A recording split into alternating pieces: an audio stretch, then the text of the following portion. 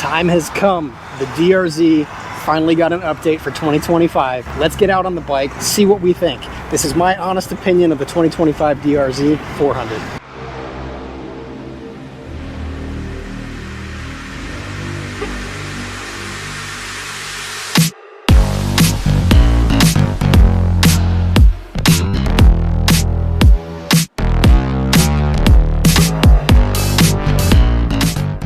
So the 2025 DRZ 500 is making a tour of the US doing demos with Suzuki. Had to come out and check it out. So we are out here at Ride Now in Austin. Gonna give the bike a ride and see what we think. Oh man, 2025 DRZ Supermoto, I'm excited. I love it when manufacturers do demos because it means I can get out and explore on different bikes. And this bike is a long time coming, man. They haven't made changes on this bike in 20 years. And it's such a cool bike. The DRZ 400's always been just a cool cult classic of a bike, basically.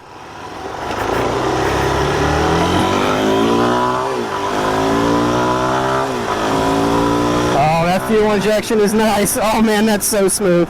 So I was talking with this gentleman. This is the Suzuki rep in front of me. He's riding with me today. Apparently there is a redundancy in place on the throttle. It's a throttle by wire, giving you all the different ride modes and ease of control, but also a backup system with a push-pull throttle cable, which is really cool. I'm not going to go over a lot of the specs in today's video because you can read all that on different websites and whatnot, but I'll go through what I like about this bike and what I don't like about this bike in a 10-15 minute ride. Something I love so much right now is fuel injection.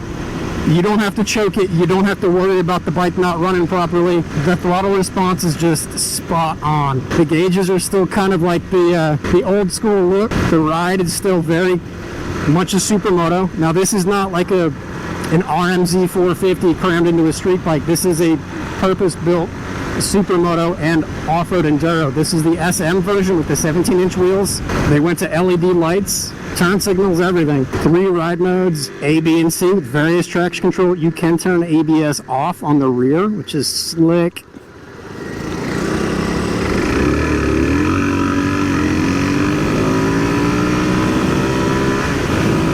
It doesn't feel super heavy. It feels fun.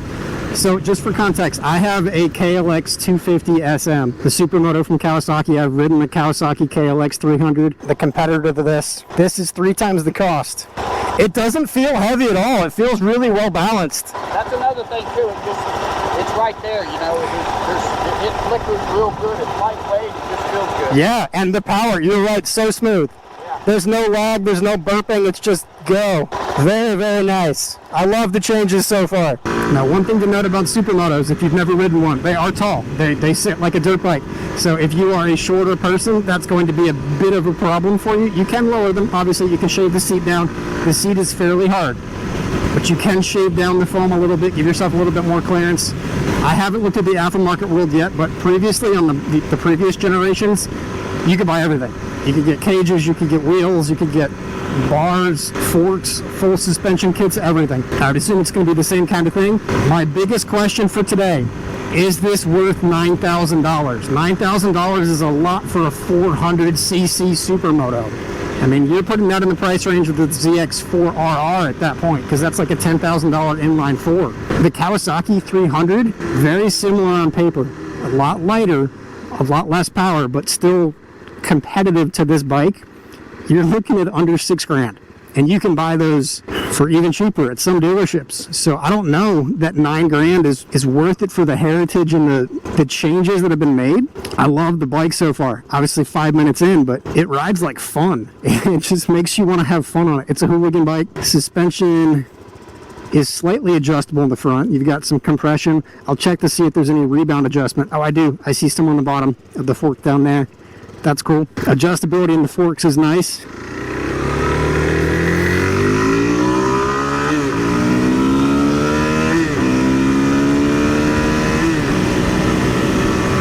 It should be able to do some highway speeds. I'm in 4th gear doing 70 miles an hour.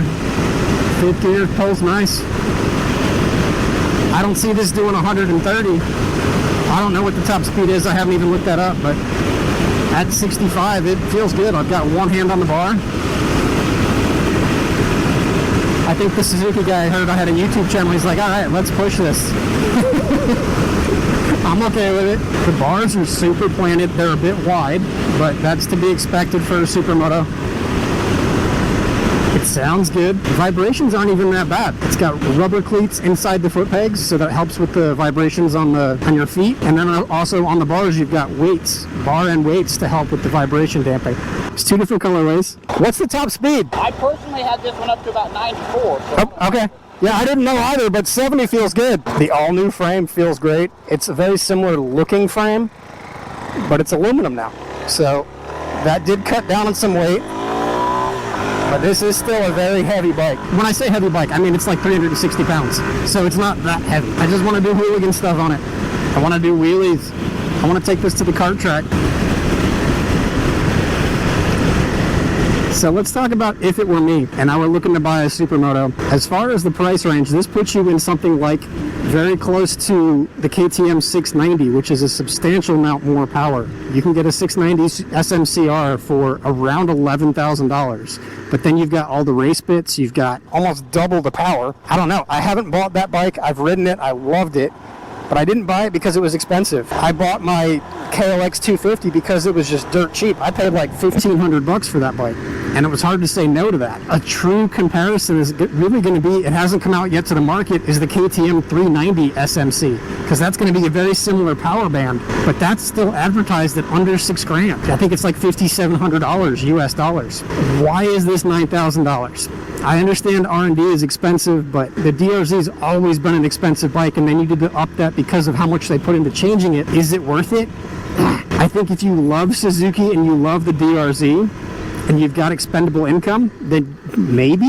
This is definitely not the pig that my 250 is. My 250 is really slow. That tops out at like 82 miles an hour and it's screaming at that point. And that's carbureted. This is fuel injected. I think it'd be a fun toy to have. It does have rear pegs and the seat grab strap. That way you could put a passenger on this, but I don't know that I would.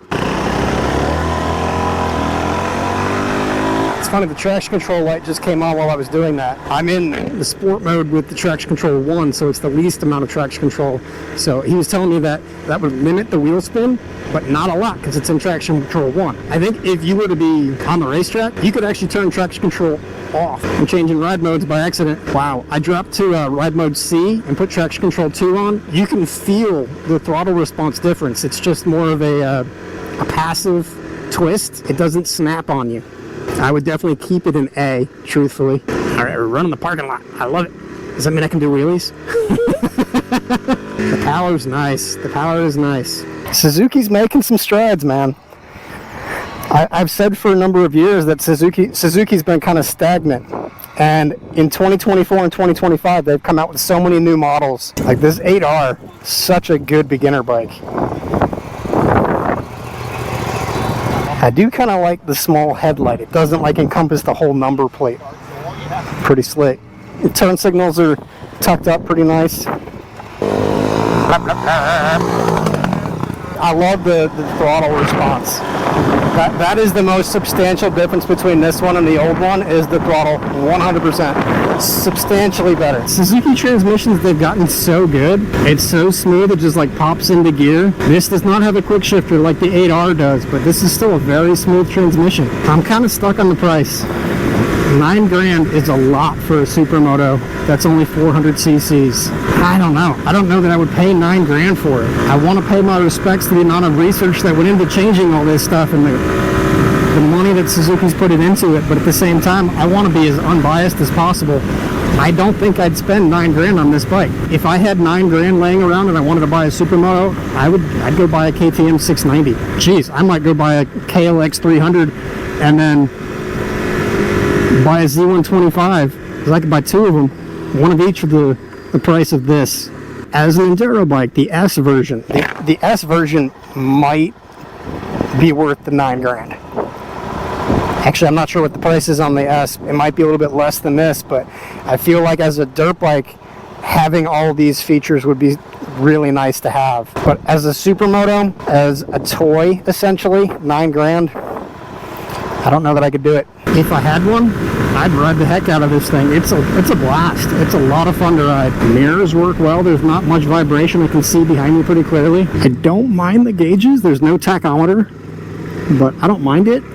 You can feel every RPM, so it's not like you need it. The brakes are really responsive. You know, I think the 8R is actually not much different in price than this. It's a good city bike. It's a good jump around town bike. I think the price is going to be the biggest problem. I'm not sure how well it's going to sell in the US. I'm curious to see how it sells. I'm glad they made the updates they made. I'm honestly glad that Suzuki is putting money and effort into improving their bikes.